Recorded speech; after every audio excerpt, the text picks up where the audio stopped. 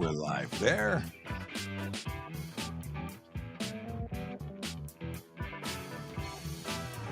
And soon we'll be live there.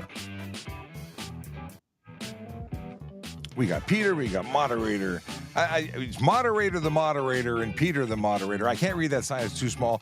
Good morning. It's still morning. Hope you are doing well. It's FriYAY. And we are doing an Ask a Traffic Cop that is like no other. It is a FriYAY.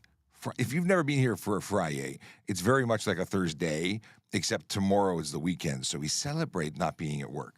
That's how it works. It's a new trend. And oddly enough, it's not because of the addition of the Star Wars cop in our office, but we do have the addition more often than not of Star Wars dad jokes. And I just, if it's coming from Akela Draconis, he brings the Star Wars jokes, and I'm kind of disappointed that the Star Wars cop isn't bringing the Star Wars jokes. Maybe you should be the one reading them. It's just, if you're watching, my name is Sean Shapiro. If you're watching, you're watching. I guess obviously if you're seeing this, you're watching. You could be hearing it on playback, but this is where you're probably watching from or listening on podcast. So we are on TikTok, YouTube, Twitch, LinkedIn, Facebook, Instagram, Kick, and X. And X is cool because it's the all-new and improved X. But it's cool because you can actually ask questions now. That's a few months in on that ability, because it was broken for years, but it works again. And if you want the greatest of great interfaces where you're guaranteed to be on screen and interacting with us, youtube.TrafficCop.com will actually bring you into the party in a different way, in a way that doesn't have hiccups and difficulties and issues with technology. TikTok works most of the time, but sometimes it has problems. And when it has problems, we can't hear you. It's working right now from what I can see, so that's a positive. Yes, 2 thumbs up. If you like listening and watching and being a part of the show, but don't always have the time to sit through the whole thing, we get you. They're all archived on YouTube. But you can also automatically synchronize with your device of choice, and you can download it to your phone and listen to it while you drive without breaking the law. It's a pretty awesome feature. That's because it synchronizes to all the podcasting apps, probably even your favorite podcasting app, which makes me happy. If you missed yesterday's show, we were on with Jerry Yeager on News Talk 1010, and that is always fun. We had some technical difficulties with them, too, and I think it was on their end with cell phone people. What is going on there? Stuff popping up on the screen and going away from the screen? It's all sorts of stuff. Many helpers pinning questions to the to the background, so I can find them most easily. If you want to ensure that your questions are seen, so we can engage, which is really a Star Trek kind of thing, engage. You can go ahead and ask your questions, but put a Q in front of them so we know it's a question for us rather than comments and dialogue amongst yourselves. Now, I want to see if this post went. Posty, did it work? It did. Couple of things. We've been seeing a lot of action at the X. Has it happened yet? Is the X open? Is that starting this weekend? Is it already open? I have the nods from moderator Peter the moderator. He says it's open. So that's why the Vision Zero enforcement team graphic is in fact the Prince's Gates. I thought it was appropriate to use that graphic today. So it's 10 o'clock. Right now, the X is open officially. We should walk over there and say hello to everybody. It's very close by to where we are at Traffic Services. But the Prince's Gates, people call it the Princess Gates. It's not the Princess Gates. It's the Prince's Gates. Now, if you don't know what I'm talking about, let me put it on screen. Just for those who may not be from here. Ba-doo-ba-doo. Here we go. Share. So many clicks to share. Here we go. That's the Prince's Gates. Just slowly, the princes, yeah. It's his gates. But they did a lot of repair of that. They really did a whole lot of work. And since I have that up, Vision Zero enforcement team is what we're talking about. They are the magical group of officers who go out there trying to change driver behavior one ticket at a time. No hugs from these officers. No, they are trying to make a change. And what are they trying to change? Well, the dangerous driving behavior that leads to serious injury and death. They focus on the big four. They are looking for folks who decide to drive over the speed limit. I know it happens, but it's not legal, and it doesn't happen. It cannot be accepted when it's well above the speed limit. A couple of kilometers here and there, no one is breaking a sweat. But when you're doing significant amounts of kilometers of speed over the limit, well, you're putting lives at risk. In fact, for every 5 kilometers over the limit, you're quadrupling your chances of becoming involved in a motor vehicle collision. And last year, we had, I believe, 45 deaths on our road, 45 or 49. I keep mixing up the two. Way too many. 1 is unacceptable. 45 is ridiculous. And a group that was really overrepresented in that number were pedestrians, vulnerable road users who lost their lives on Toronto streets. So not okay.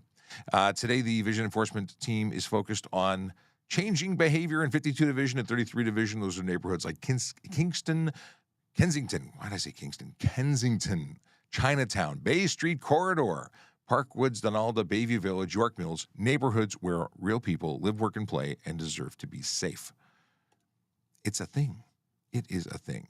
I see that our magical moderators are putting up all the greetings and salutations so we can skip right into the good stuff, which is questions. Questions from you so we can help you out and answer those things. That's what we're here for, after all. Okay. We'll start off with this magical one. What's the law on underglow for your car? We've never heard this question before. Okay, maybe we've heard it once or twice. It is, in fact, one of the most commonly asked questions. Tint and underglow, the two most popular questions over the last 3 years. And the answer is that there's no specific law on underglow. There are laws, however, dealing with the color of light and the direction of light that color can be projected. So you can't have anything other than white or yellow to the front of your vehicle. So if your underglow is projecting forward because the bulbs are visible, well, you expect a ticket. If you're projecting light backwards, well, anything other than red or amber becomes chargeable. To the sides, it's questionable as to what color you can project there, but it really means that amber is the only safe color, and people who have red, blue, green, and flashing, all sorts of potential issues. If you are going to install it, I suggest using it on private property only, not when you're driving around. And if you are going to insist on driving around, I would suggest putting the bulbs as high up into the undercarriage of your vehicle so that only a faint glow, which is what it's for, is cast onto the road and that you're not projecting light outwards. And your mileage may vary. You may find that some areas enforce that heavily and others don't. Okay, a question from Evandro, our Brazilian fan who happens to be an auxiliary police constable in Peel and is devoted, has made a plan to become a police officer. So he asks, if driver number 1 tailgate driver number 2 and driver number 2 press the brakes to avoid that situation, have a penalty for driver number 2. Driver number 1 tailgates driver number 2. So you have a situation where you're being followed too closely and you press the brakes to avoid the situation. I need to clarify. Are you saying that we are braking to avoid a situation ahead and the vehicle behind hits you because they're following too close? If you're braking for real situations because you're driving safely and you don't want to hit the person in front of you and that causes the person who is following you too closely to hit you, that's the person who hits you's fault. If, however, you're talking about someone trying to avoid the person from tailgating and they're hitting the brakes specifically to cause a collision or scare the person behind them, that's a different story. Now, the person may still be charged with following too close because that's not okay, but doing a brake check, hitting the brakes to get a response from the person behind is actually stunt driving. And depending on the situation and what we can prove in court or what we can prove to the officer investigating through cameras and, hopefully we have dash cameras or witness testimony, a third-party non-involved witness testimony, because people in the cars are going to tell you 2 stories that are probably going to benefit them. So those 2 generally don't make good witnesses because they're biased. But anyway, that's a different story. So situation depends. That's the answer of the day. It depends on what the info is. We try and create a holistic image of what happened. We need that information to go and make good decisions. Okay. We got, I'm going to pick up a car. Can I use my old plates to pick it up?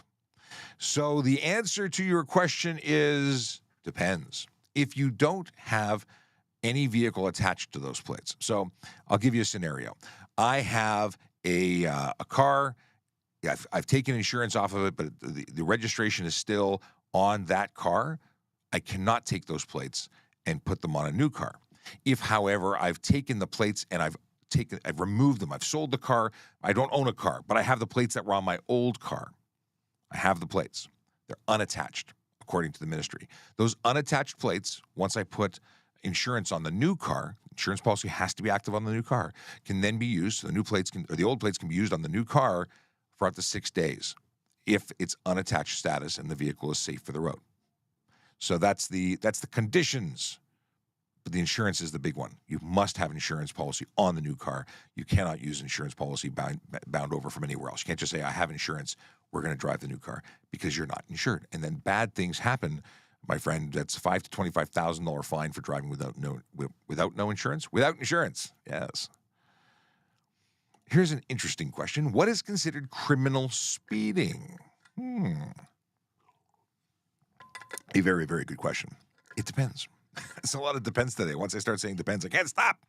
The deal is that speeding, at least dangerous driving, which is a criminal offense, it has to be a speed that the officer determines is, there's no specific speed at which point it becomes criminal. So 50 kilometers an hour could be stunt on the highway, but 50 kilometers over on a surface road in a populated area could very easily be articulated to be criminal dangerous driving, at which point you'd be arrested as opposed to simply given a ticket. So it depends. And it's up to the officer. Like you can establish criminal dangerous driving simply through speed. And we've seen drivers doing 150 on the highway charged with dangerous because they happen to be weaving through traffic, whereas at an empty road in the middle of the night, 150 may not constitute dangerous. Again, it's all up to the officer investigating in their perspective and how they articulate that. Let's see here. Can you do a safe U-turn at every intersection unless posted otherwise? Yeah, on a green light where you are safely able to do it, unless it's prohibited, unless that is in front of a bridge, viaduct, tunnel, railway crossing, like within proximity of those things, you can't. But generally speaking, it's otherwise considered safe, unless, of course, you end up in a collision, because guess what? It wasn't safe if you got into a collision. You're taking anyone turning, whether it be all the way around or just halfway and continuing about their business, they are taking on that responsibility when they conduct a U-turn. And I'm not a big fan of U-turns. I don't advocate for them. I don't think it's a good idea in most cases. Sometimes it's what you got to do, but I would always take a private property, U-turn on a driveway, 3-point turn, go around the block, like some other alternative, because U-turns have been linked to so many fatal collisions. It's because the person's not paying attention. And just because you're doing your best doesn't make it safe.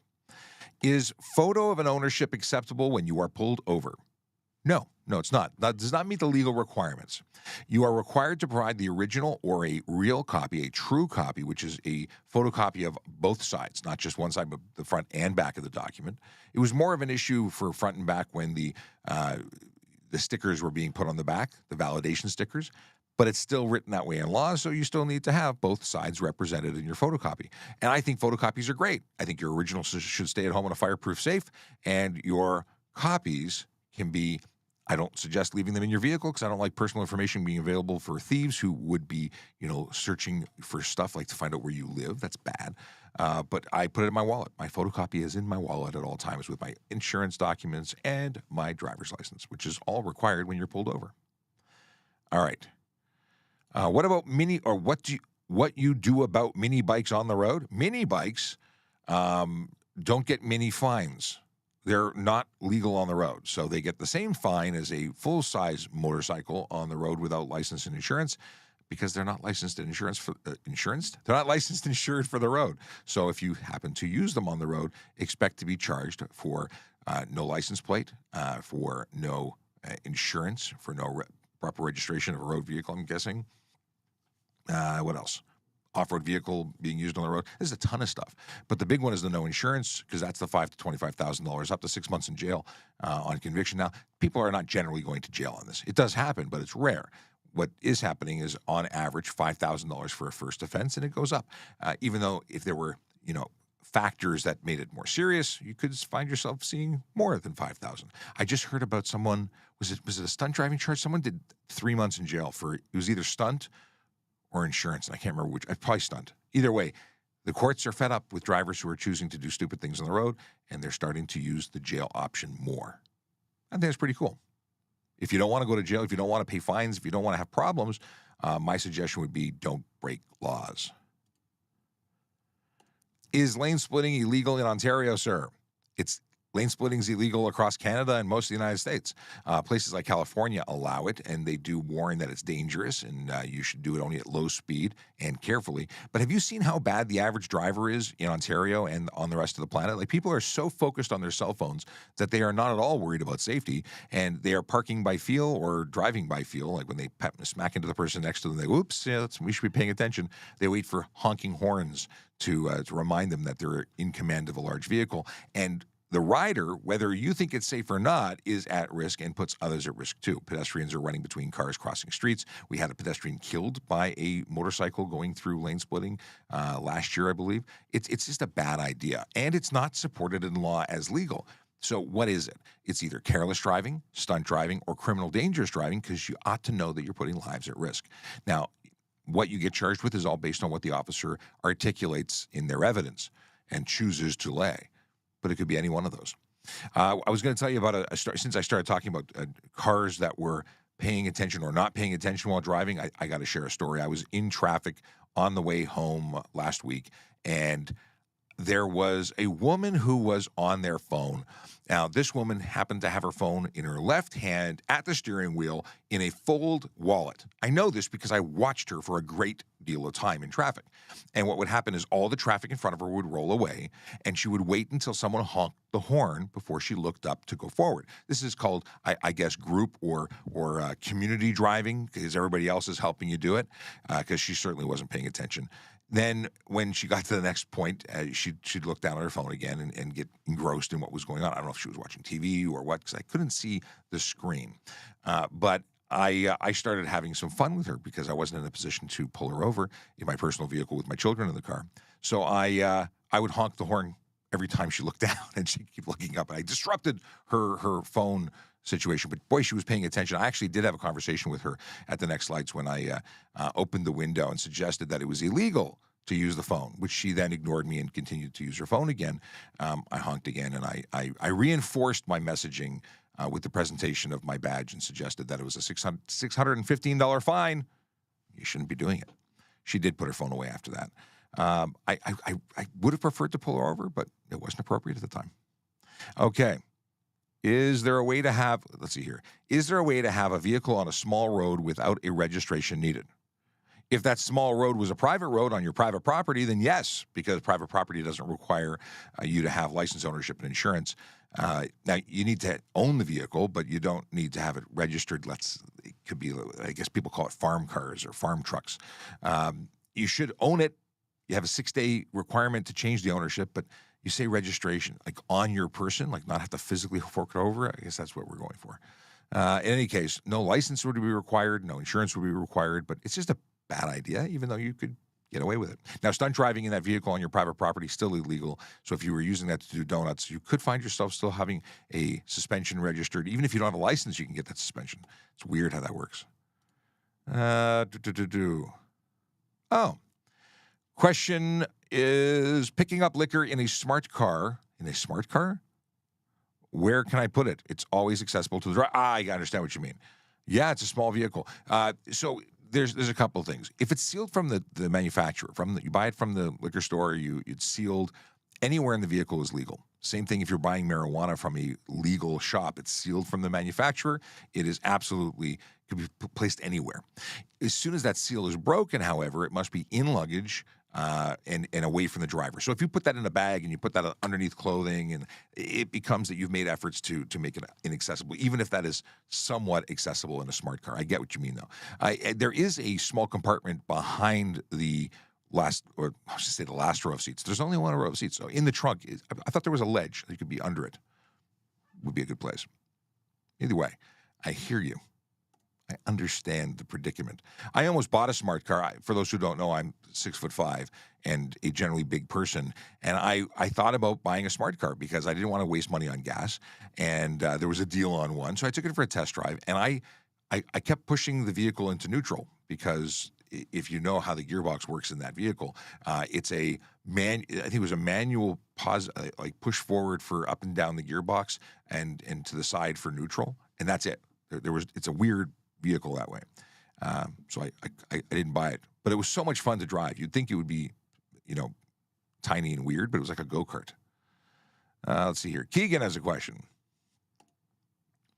Does the law and insurance regulations differ? It was my understanding you have up to 7 days of obtaining new vehicle to notify insurance company as your new vehicle default covered 4 to 7 days. No, you must have insurance on a vehicle prior to driving it on the road. It's not a matter of notifying the insurance company. It's about having a valid insurance policy on that vehicle before it ever hits the road. So unless you're in a different province and they have different rules there, no, you must change the ownership with the ministry within 6 days. You must have insurance on that vehicle before you put it on the road, period. It cannot be on the road in any way, shape, or form. I charged a gentleman who had storage insurance, like personal fire and theft insurance on his vehicle for the winter because it was a summer sports car. And he had his other vehicle insured all year round, but he decided he just wanted to take it out a few days early. And he was charged and convicted for driving without insurance on the road because he didn't have actual liability coverage for driving. Very different situation. Hope that answers your question. If it doesn't, well, then ask me it in a different way. I am happy to readdress it in the hopes to clarify things. If you're watching, and I see there are people who are on Instagram, know that Instagram kind of stinks and it doesn't link with us. It's a great platform. If you like it, it's a great platform. I don't want to upset the Instagram people, but we don't always see you because you're on a little island off to yourselves, and I don't see it in the big whole bucket of questions on the other side. So youtube.trafficcop.ca to get to our YouTube page and join in the fun. Let's see here. We got lots going on. Everything seems to still be linked up. TikTok is still doing its thing. Good. I can unflag this and come here. Does the straight or left sign prohibit a U-turn? If it's telling you what direction to go, it's an interesting question. What do you think, Peter? If it has a sign that says straight through or left, can you make a U-turn? He says no. I think that's a very interesting question. It's not a prohibited turn because it's not listed. And I would say that's for the intersection direction as opposed to, before the intersection. So if you were before or after the intersection, that might work. This is where a Sergeant Campbell would be a great person to bounce this question off of. But is that a Sergeant Campbell waving? Wait, since he's there, what does he say? I can't hear him. They're talking amongst themselves. But yeah, straight or left sign. He's coming. Oh, he's coming in. Backup is on its way. I just happened to be walking by somebody's office and I heard your voice. That's too funny. So the question on the docket is, does a straight or left sign prohibit a U-turn? Because it says here you can go straight or left. And I don't think it prohibits a U-turn, but I definitely suggest what you can do at the intersection or what the lane markings are. But I don't know. I've never been asked this question. So a straight or left sign, giving direction of what lane to use to do what maneuver in, right? Mm-hmm. Does it prohibit? Are you going left? Are you going straight? Well, if it says straight only. But is that that's for the intersection, right? So Yep. If you're doing it before the intersection, and if it says left and you continue left and then go all the way around into a U-turn, is that a prohibited turn? Because it's an interesting question. It is actually, yeah. I like it. I don't even know how to answer that. Well, that's why we're doing this. So a left turn only would be a lane, and there's an offense if you don't obey the lane sign or the lane light. Mm-hmm. But does it prohibit you from doing a U-turn? Because that is a left turn that doesn't stop. That's technically yes. I don't think it would. I don't. Without getting legal involved, I don't think that would be an appropriate charge to do a prohibited U-turn because it's not prohibited there. Exactly. It could be disobeying another sign charge, possibly, maybe. Depending on the scenario, depending on where it is and how it's signed and where you're actually completing your maneuver. Yeah.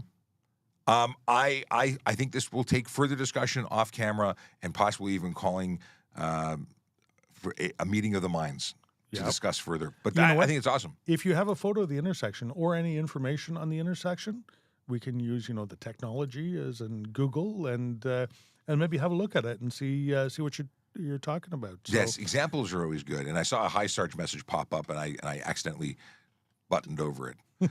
But if you have it, send it to Sean. Send it. Yeah, send us an email. Is windshield tint okay?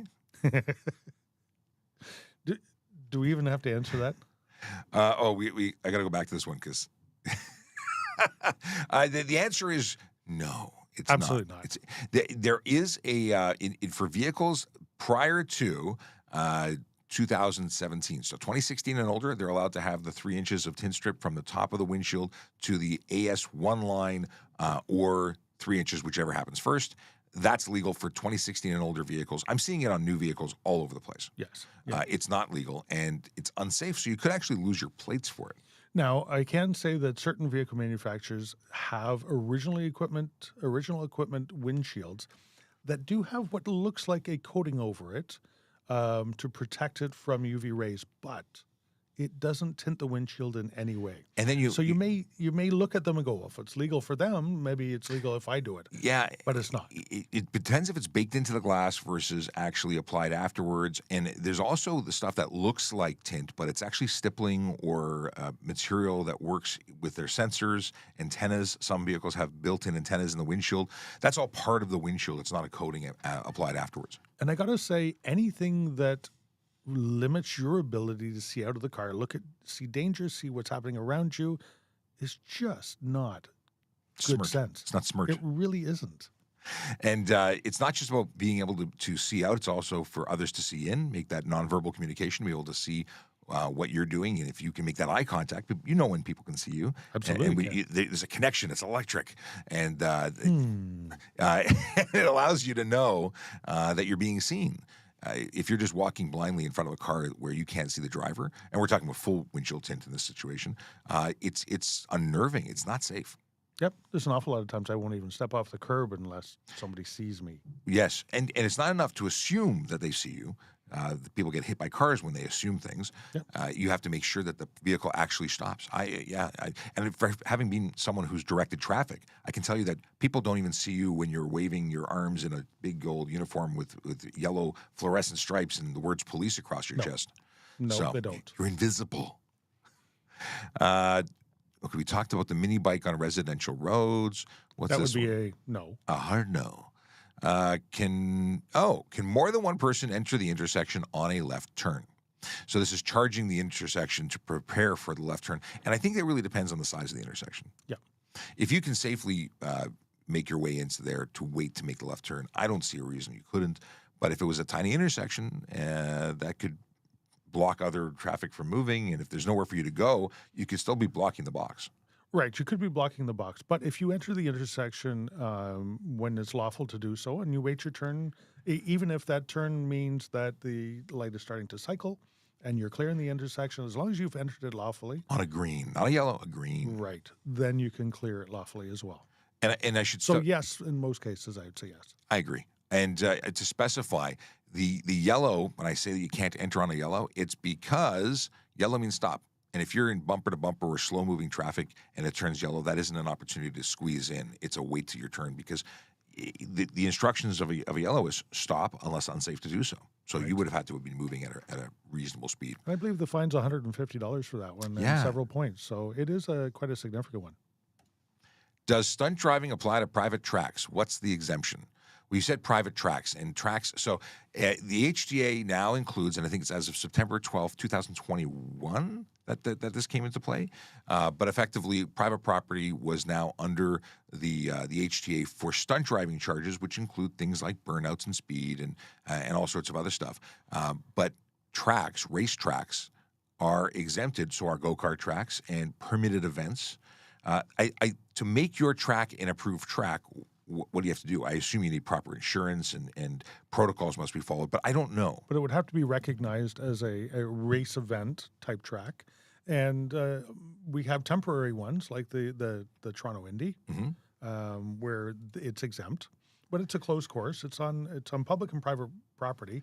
But even in your own property, even in a Farmer's field, a beach, a parking lot, above and below ground. exactly, they're not allowed, and they do qualify as stunt driving.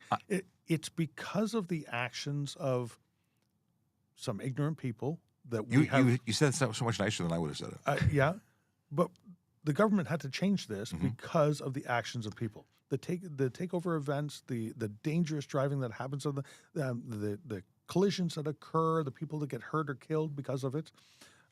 That's the reason the government changed it. Every rule that's out there, every law that's out there is created because somebody did something and the government said, that was not a good idea. Maybe we'll make a rule about it. Yes, especially if it costs them money. But back to how do you know or what the exemption is? If you got a permit from the government to build on your property, if you want to put a shed, if you want to do anything, any extension on your home, anything you're doing on your property requires a building permit. Yep. If you got a permit to build that track, I'm going to assume that that's an authorized track. It would be recognized and authorized. Yeah. Yep. And if you didn't, then I'm going to assume it's not authorized. I think that's the easy way to go. There are some racing bodies that are actually mentioned in the act. Indy and NASCAR and things like that. Yeah, we're actually given the exemption across the board. Yeah, it makes life a lot easier that way. How to move away or stop someone from falling too close. I think following too close. It's scary and potential to crash. So my thing is I gradually decelerate. I let my foot off the gas ever so slightly and start slowing down if someone is riding my bumper too close. Until they get fed up with it and go around you? Because I'm not going to be bullied on the road. I'm not going to become aggressive, but I'm going to, if I'm not in the right lane, if I'm not moved over to the right, I'm going to move out of the way. Yep. That's one. But then if they follow me or I'm already in the right lane, I'm going to gradually get off the gas and slow down, and then they'll get the hint. I saw something on social media quite recently, and it says if there is one person tailgating you, that's that person's problem. And just let them go because they're driving really badly. If many people are stacked up behind you tailgating you, it might be a you problem. You may be driving too slow given the road conditions and the normal flow of traffic. In a case like that, and you're not able to drive faster, pull over. If your vehicle is disabled, if you're doing 60 in a 100 zone, that might be an issue. If you're driving 100 in a 100 zone, stay to the right, let them pass you. I'm not going to suggest you go faster than the limit. That's not legal. And but certainly be in the appropriate lane. There's nothing wrong with pulling over and letting people pass you. Sure. And, but the concept of driving too slowly because your vehicle is broken, that's a vehicle getting towed situation. You shouldn't be on the road if your vehicle is incapable of maintaining the appropriate speed. That's a different situation. Here's a question. Earlier, I talked about seeing a woman on the ride home. I had my kids in the car, and this person was texting and driving, but so much so that they would come to a stop, and all the vehicle traffic would move away, and they'd be on the phone until someone honked at them. So then I had a discussion with that person, and I didn't pull them over because I had my kids in the car. But they said, so cops in their private vehicle, perhaps off-duty, can't pull anyone over? That's not true. They can. We are police officers 24/7. We can, because we have the authority to, but it doesn't always make sense to do that safely. That's true. Depending on the scenario, depending on the circumstances, it's sometimes easier just to call a friend and have somebody who's working come, be a great witness and give evidence. On the other hand, I have done it once before where I had a discussion with somebody and they weren't getting it. So I told them they were getting a ticket, and I actually served them a ticket the days afterwards. Well, there was a gentleman who received a ticket after an interaction with a police officer on the highway. It was an off-duty RCMP or OPP officer, and it made all sorts of news because the officer said, I'm going to be serving you, and they did.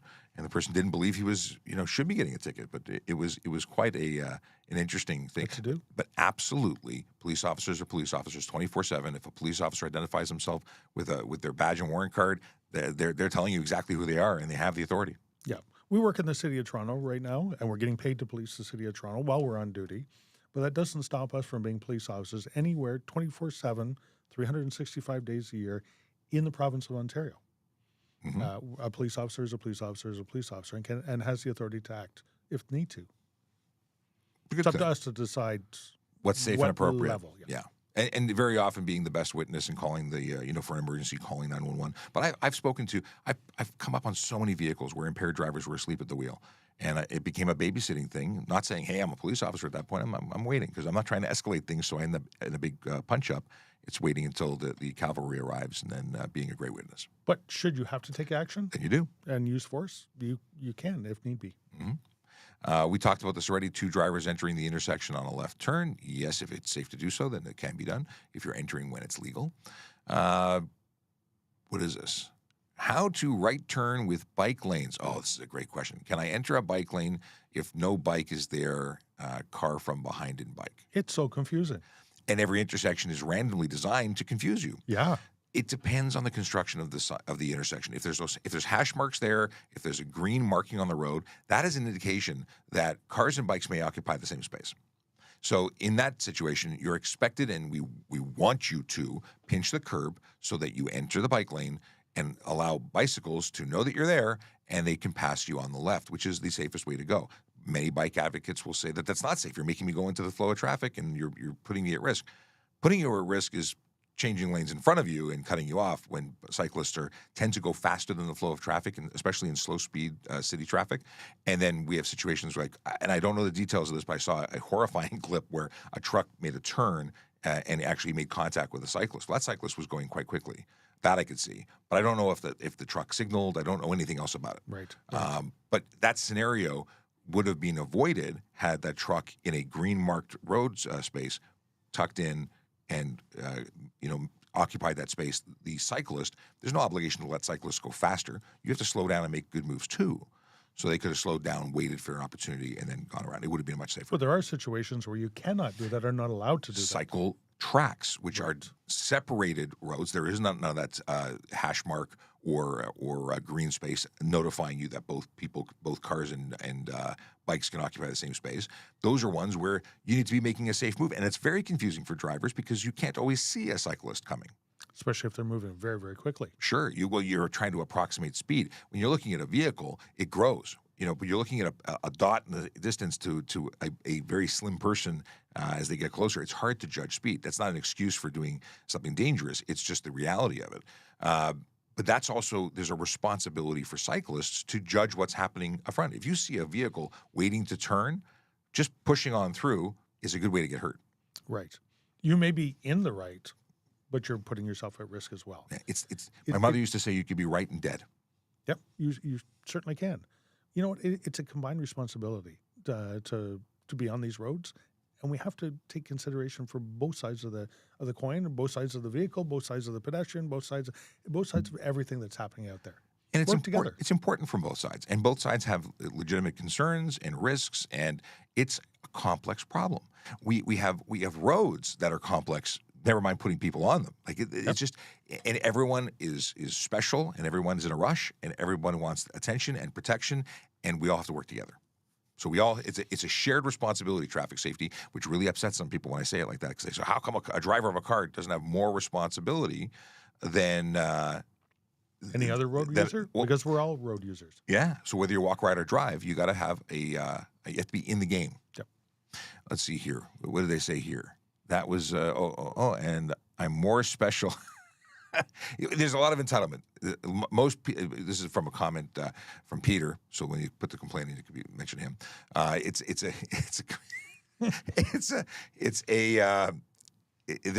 is very much a me situation. Everyone sees it from their perspective, but doesn't often see it from the other. And it's hard to. Yep. Okay. Back on track. Evandro says, my future sergeant, I'm going to work with I'm going to work on traffic with you, I promise. So we have Evandro who's actually in process. Excellent. And good luck. Yeah. And absolutely, we're looking forward to it. We would love to have more traffic-minded people. Not every police officer is ready to be a traffic officer.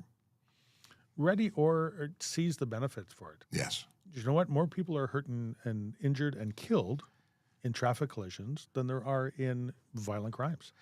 Now, policing is a whole big gamut of things that you have to do. Traffic enforcement, traffic investigations is only one portion of it.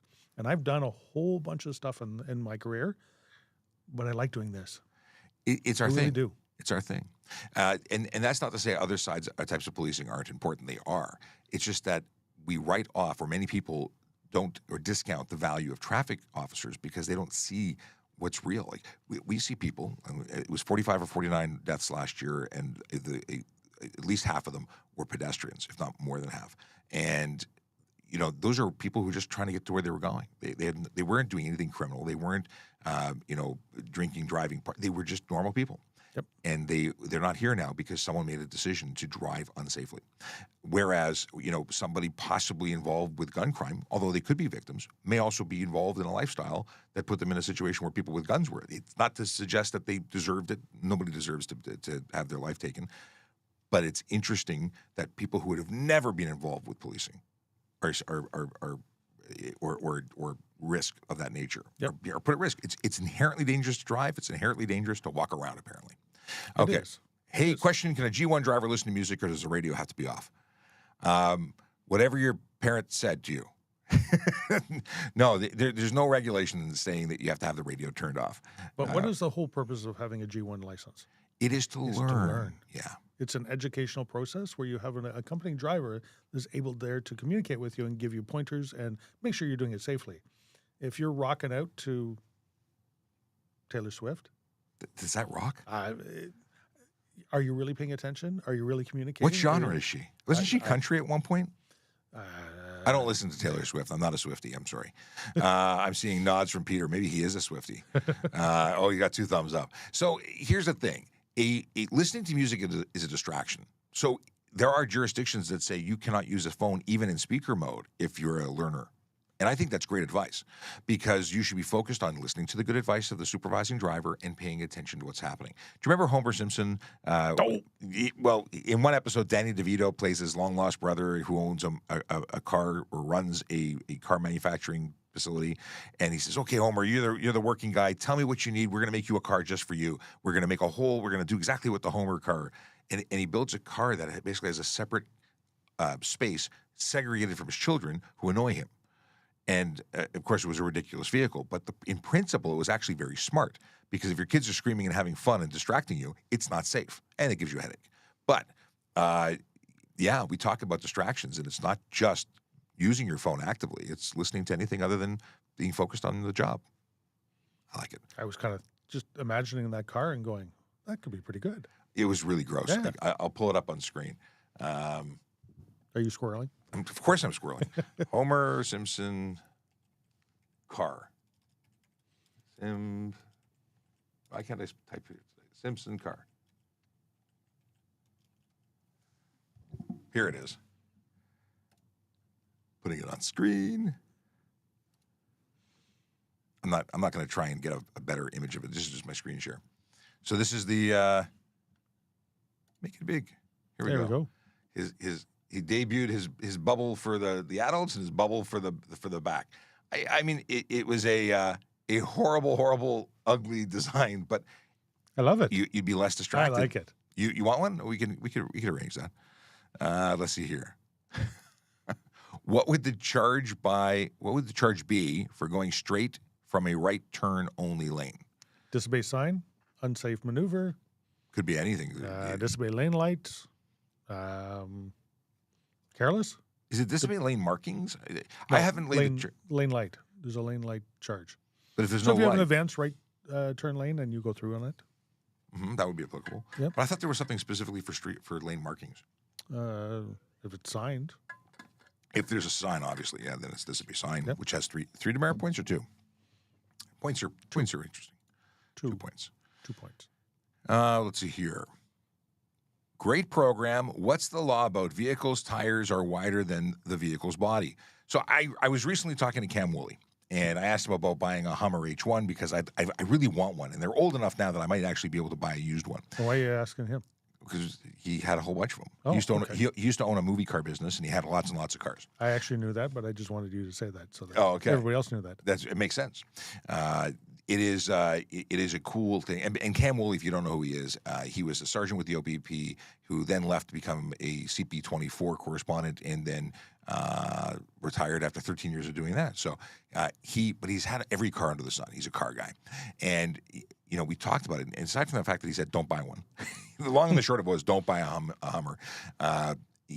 We were talking about, keeping them and maintaining. I started looking at all the pictures, and all of these have giant tires, and they're all covered by the body, and they all have mud flaps, which makes them legal. Yes. If you have tires that protrude and it's not covered by a portion of the body, a fender or fender flare, and it's not covered by mud flap, that is not lawful.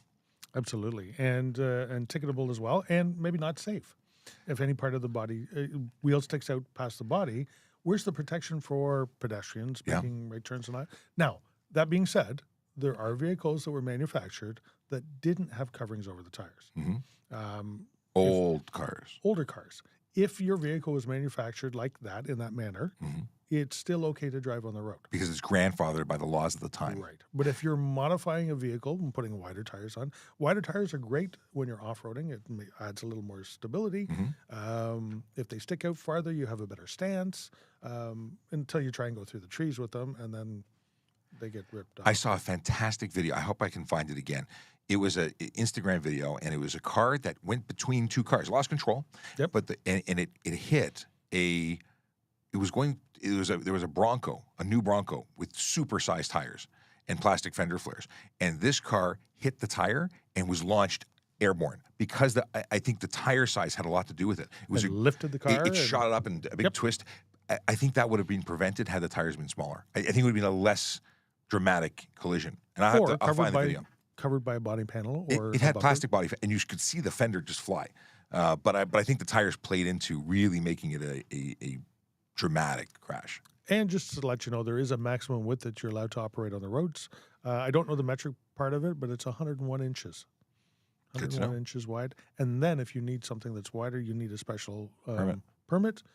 You may need an escort vehicle. You may need a whole bunch of other stuff, proper signage, like trucks do when they're carrying, wide loads, things like that. So in the city of Toronto, you need an escort. Not that kind of escort. It's a police escort. Police escort. Yeah. So thank you for that question, and I'm glad you're enjoying the show. Aaron wants to know, what if two cars pull up to a stop sign at the same time? Who goes first? This is always the question that we get, because it's in Canada, we just wave to the other person for 20 minutes. No one goes anywhere. I think it's the red car first and then everything else. Red cars go first? Isn't that the rule? They're faster, right? Or is it black cars go faster? Oh, I don't know. You know what? It is... there's an unwritten rule that is the person on the right. But if they're opposing, they're both equidistant in terms of rightness. You know what? You have to figure it out. You have to use some good communications. That's why you don't have your front window tinted. And being in Canada, we're just going to sit there and wave the other person on. So here's one thing that I liked that Scott Marshall would regularly say. He says, right of way is given, not taken. So if you are in question as to who should go first, waving to let the other person go, it gives you an extra 10 seconds to your day. But at the end of the day, it's safer. Let them go. There are times when I've gotten to an intersection and the same thing has happened. And usually if I start moving a little bit before the other one, they'll see that I'm moving, and usually they will allow me to go. But you want to cover that brake pedal. You want to do it very slowly. You want to make sure that they see that you're moving, because if you just take it and go out there, you may end up in a collision. So it's true. It's true. What do we got here? We got another question from LJ. On a 2-lane road, can I pass a car on the right shoulder if they're making a left-hand turn and there are lots of cars coming the opposite way? And good morning. Well, good morning to you. The deal is... Sorry? Yeah, go ahead. The deal is that there are laws specific to passing on the right. And the exemption is if the vehicle is slowing and intending to make a left turn, or stopped waiting to make a left turn, if the shoulder is paved. Absolutely. So it's 142 sub 2. He's read that before. Only because I got stopped by the other people's police and said, you passed that car on the right. And I said, I was allowed to. There's an exemption. And we both sat there and looked at it, and he goes, wow, I didn't even know that.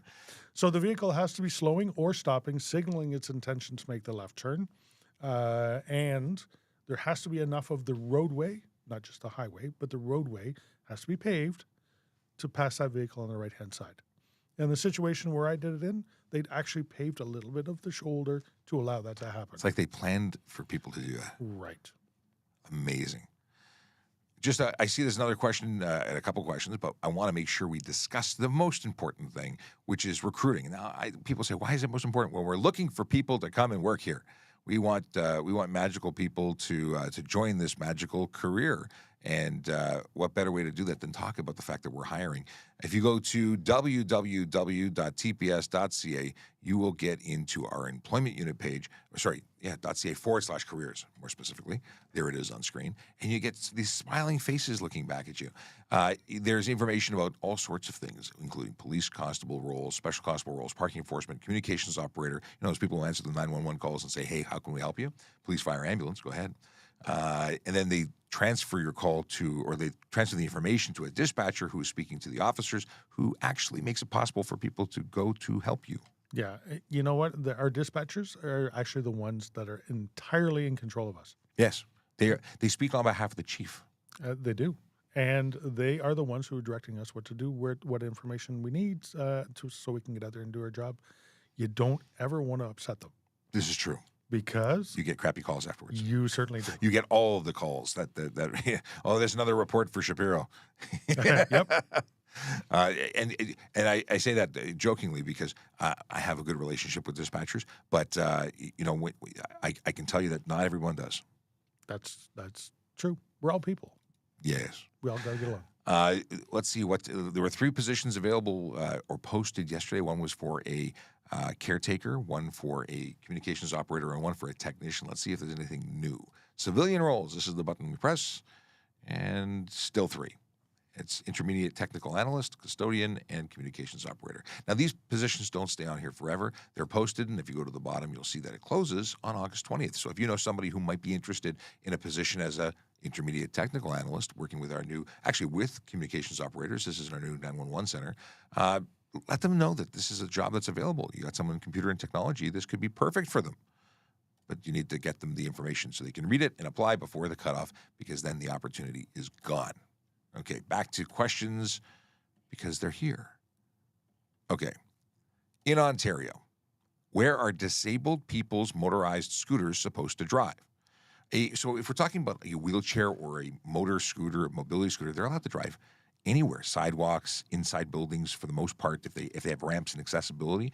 That's what they're intended for. Right. If it is a true mobility device, yes, not just a modified one that people are using to skirt around the laws. Mm-hmm. If it is a true mobility device, it can go anywhere a pedestrian can go, including crossing streets, sidewalks, things like that. Now, because it's there for a purpose. But technically, a wheelchair is the only one that is considered a pedestrian, whereas a motorized mobility scooter is actually considered a vehicle. It is. And it's a motor vehicle, so if you were getting boozed up at the bar and you got in that, you could be charged with impaired operation. Absolutely. Whereas in a wheelchair, you can't. Electric wheelchair, even, you cannot.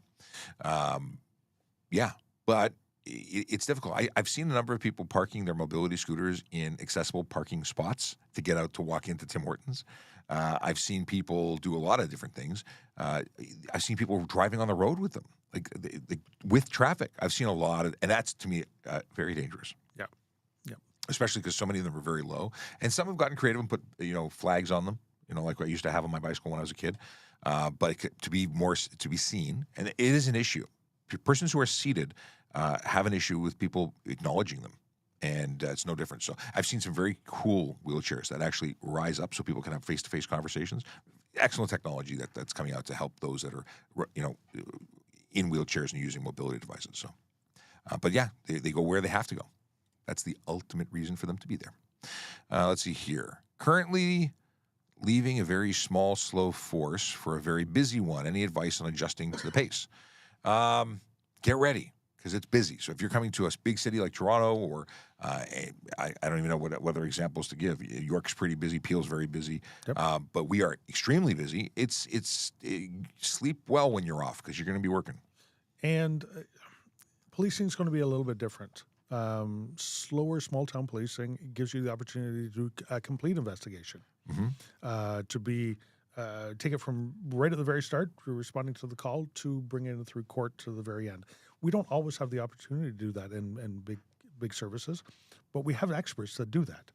So the road police officer may make the arrest and gather the evidence and take the statements, turn it over to a detective. A detective will do the follow-up investigation, prepare somebody or the brief to go to court, be the court liaison officer there, taking it through and being the expert in whatever type of crime that's there. Where in the small services, some good, some bad ways to do it is you're the officer, you're the investigator, and you need to be the expert and take it from start to finish. And we have big services like the OPP, which run in small little smaller divisions where you do everything, even though you're part of a big organization. You're it when you're working. Yep. When you're in York, for instance, everyone does traffic because that's part of what policing is.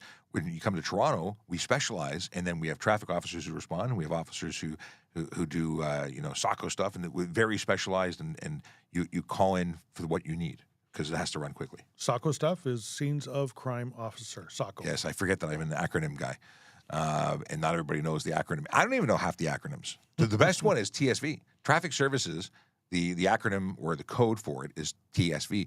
But it's just traffic services. So where's the V? Well, traffic services. Well, it turns out that the mystery was solved when we found out that the computer system for putting in the letters needed 3 characters. So they had to add a third one. And I guess it was elected to be V. And it's just, no one even thinks about it. They say, oh, I'm going to TSV. What does the V stand for? Yeah. But good luck on your move to the new service. Let us know how it goes. I now want to know how this plays out. Actually, reach out and let us know where you're going, what you're doing, and where you're coming from. Yeah.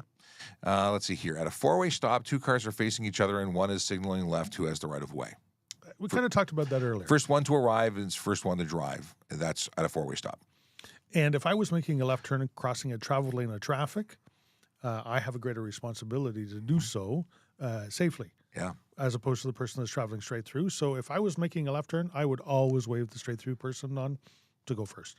In a city like Toronto, where there's so much going on. There's pedestrians traveling on all sides. They're not necessarily paying attention to what you're doing. You may have to wait a cycle of things until you get that opportunity, because it doesn't matter what your right is, your right of way. It's what you can do safely, because you're at the end of the day going to be held responsible for what you choose to do if it goes poorly. Pedestrians waving their right-of-way to drivers while standing at a corner, is that ticketable?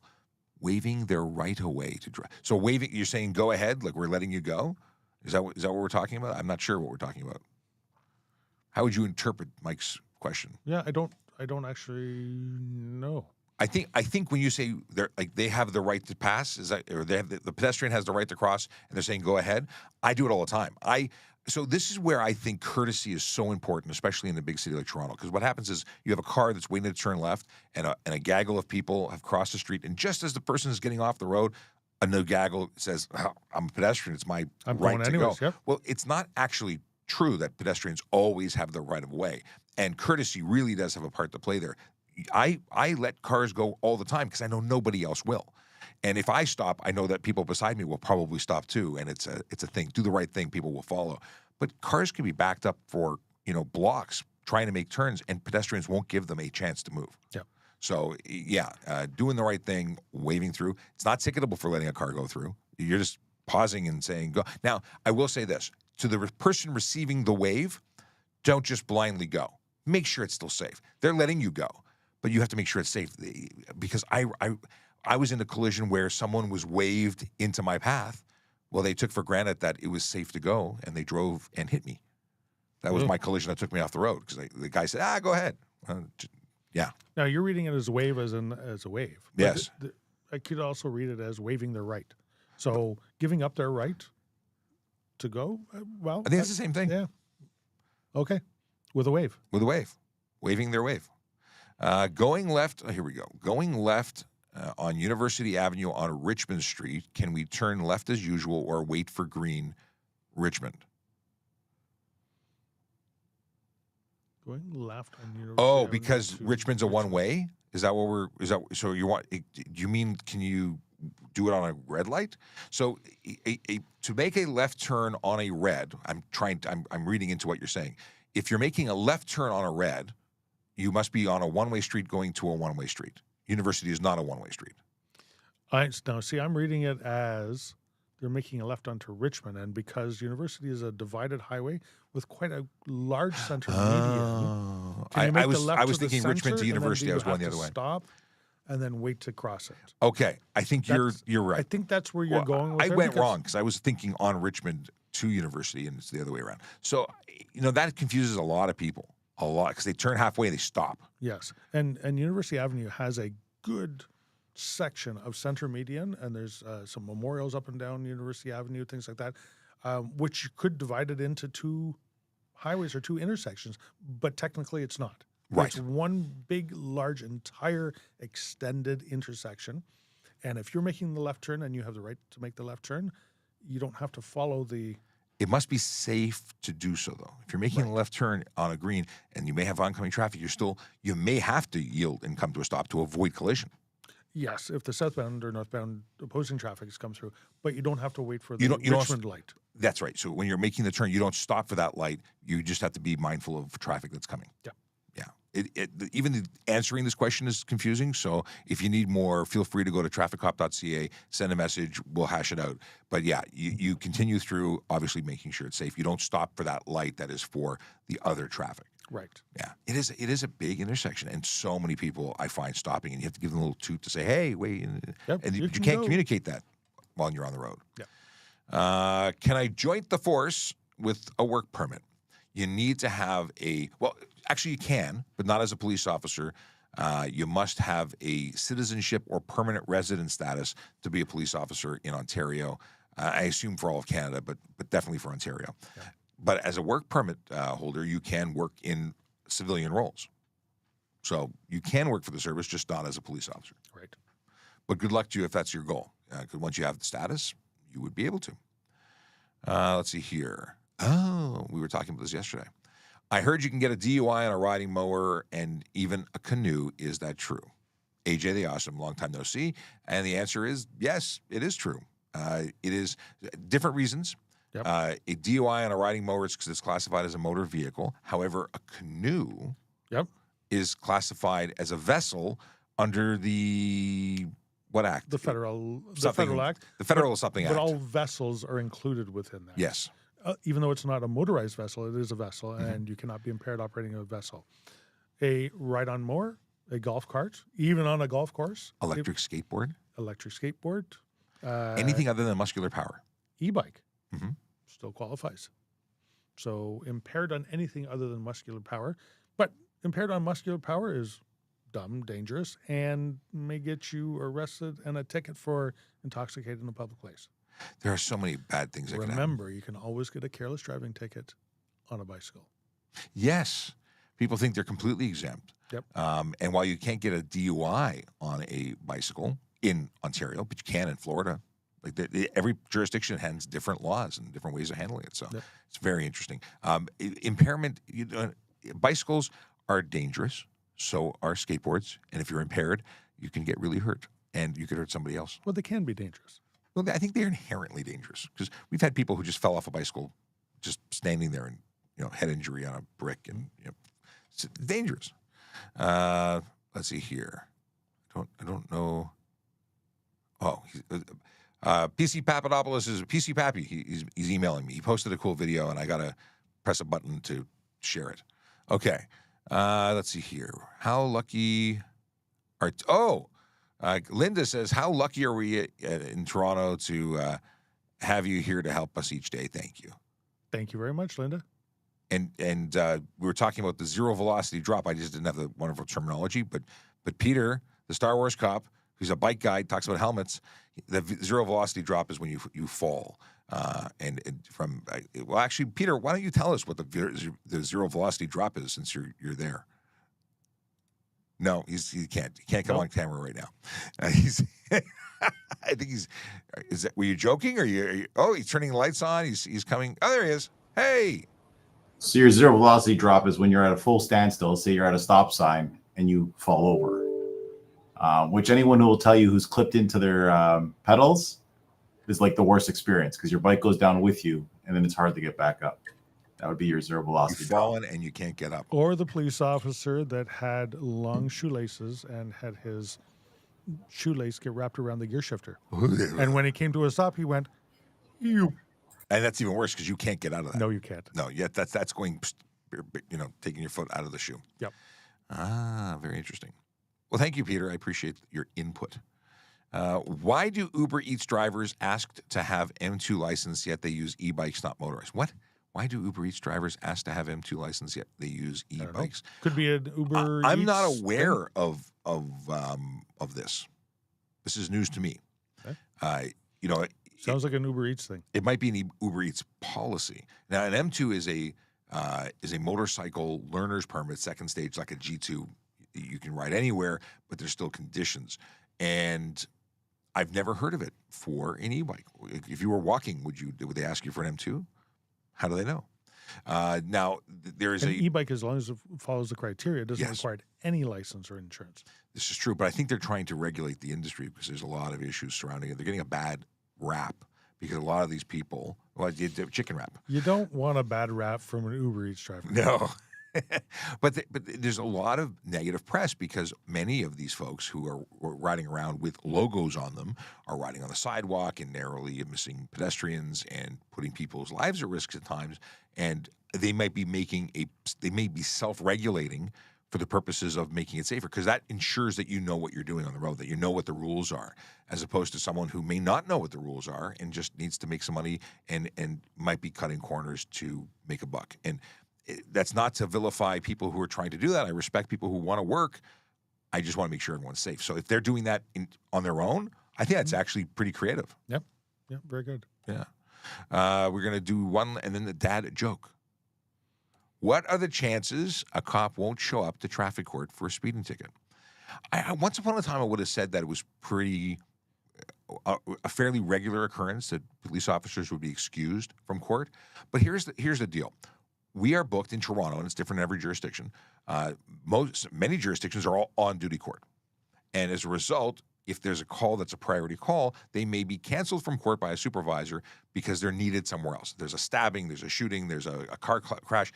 They can't not go to that. That's the priority. They cancel court, and then very often the court dismisses the charges. And that's like the lottery for the person who got charged.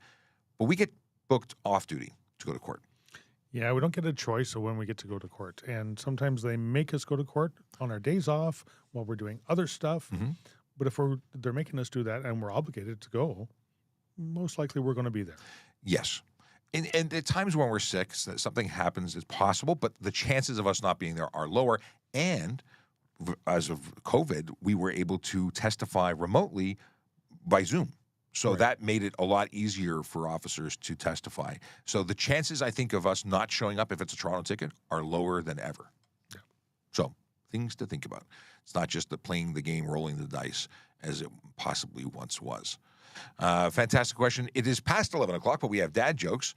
And that means I got to get going, so... Dad jokes first? Absolutely. Okay. Can't miss that. This all started because of you, actually. You're the dad joke, the king of dad jokes. Here's dad joke part 1 of 2, and Peter's hungry.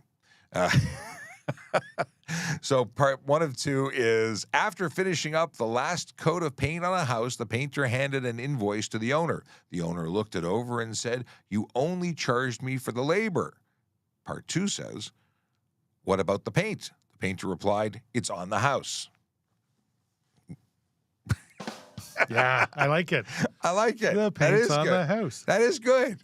Not every joke is good, but that was good. Oh, we got thumbs up from... Okay, I like it. Let's see here. Dad joke. Dad, what's my blood type? Dad says, red. But it's not. It's blue. Always. Well, it's blue until it oxidizes. It's oxidizing that turns it red, right? Dr. Shapiro, yes. Yeah. Quote. Did we talk about this one? Confucius has a quote. Confucius? Our greatest glory lies in... No, let me put it on screen. Our greatest glory lies not in never falling. Our greatest glory lies never... Okay, wow. How about I take over that one? Please, yes. Our greatest glory lies not in never falling, but in rising every time we fall. I like it. I can't read it, but I So like we fall it. down and we rise up again, and that makes us the greatest. I like it. Dad joke. Last dad joke. This Okay. one's from Bernhard 22. A speeding ticket is fine. Example. Is a fine I can't read example. anything today, these jokes. Yeah, I a like it. speeding ticket is a fine example of breaking the law. Oh, yeah. Yeah, you like that one. He Yep. likes that one. I can't. like it. I'm discombobulated. No more reading for me. I'm going to go with Peter and get lunch. It's Friday. Yes. Oh, he says, chef's kiss? Is that a restaurant? No, he just likes the. Why do you we can see you, right? You can just talk. All right. It's a reference to when you like something, chef's kiss. Okay. Thank you to all who have spent time in the show participating by way of asking questions. And, that's what makes this show awesome. It's you. Because if not for you, we'd have very little to talk about. But, he talks about Star Wars a lot. Are you a Star Wars fan? Now, I got to tell you, I'm not a Star Wars fan, but funny story. I was at the opening day afternoon movie of the very first Star Wars in 1977 when it came out. My father was taking me to a movie, and the one we went to go see was sold out. And my dad said, "Hey, let's go to this one. That looks kind of cool." Because popcorn's good. And in 1977, I was sitting there like this. It was amazing. Loved it. But not a fan going forward. It was just, You know what? I watched the Return of the Jedi and all those things, and then I just kind of lost them because I don't know. I don't know why I did. it didn't stick for you. Here's the last question that popped up, and I think it's actually good. How can cops perform roadside inspections and deem cars illegal if they aren't certified mechanics? It's a good question because I like this stuff. Would you like to take this one, or An awful lot of it is common sense. It really is. gross defects? And you really don't want to get pulled over by me and then start talking technical because there are police officers that are mechanics on this job. So you Yes. just never know. There's a lot of mechanics that are police officers, Yeah. oddly enough. That is so. But the deal is that we're actually given authority under the act, and the stuff that we're going for is not the most. Like, I'm not looking to check if your timing is correct. I'm looking to check if something that's supposed to be there isn't there, or if something that's supposed to be within tolerance is a gross defect. Like, for instance, the springs on a Hino. It's called a Hino. Those vehicles tend to have broken leaf springs in the back all the time. If I see the broken springs, I can see it's broken. I can articulate that. I can take you out of service. And I just saw Caleb popped up with a one last dad joke. It's a Star Wars dad joke, so it's specifically for Peter. Why did Lando Calrissian work in Cloud City? His Star Wars dad joke. What is it twice? What's going on here? He wanted a low pressure job. Oh, I see. He cut and pasted, and the question asked, I got messed up. Cloud City, low He's got pressure, barometric pressure. Come on. No, it's good. It just threw me off by the cold. Wow. The cut and paste was a fail, but Yeah. the joke was good. And there was a thumbs up that was covered by stuff. Okay, cool. We are done. We are done like dinner or lunch. And I've been playing this recruiting video a lot. I like this recruiting video. Have you seen this recruiting video? I have.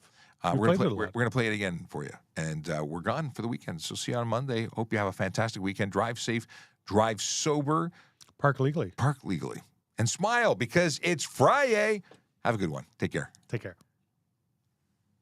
Your future career starts with a vision. A vision of opportunities ahead,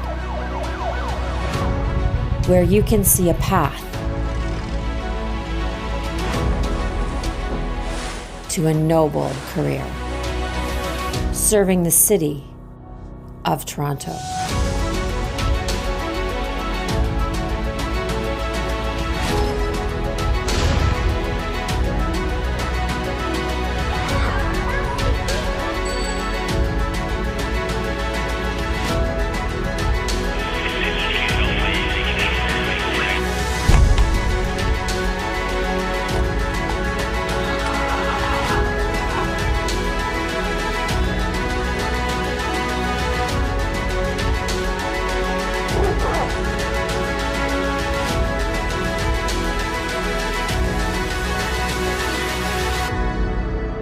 Where do you see yourself? Toronto Police Service. Apply today.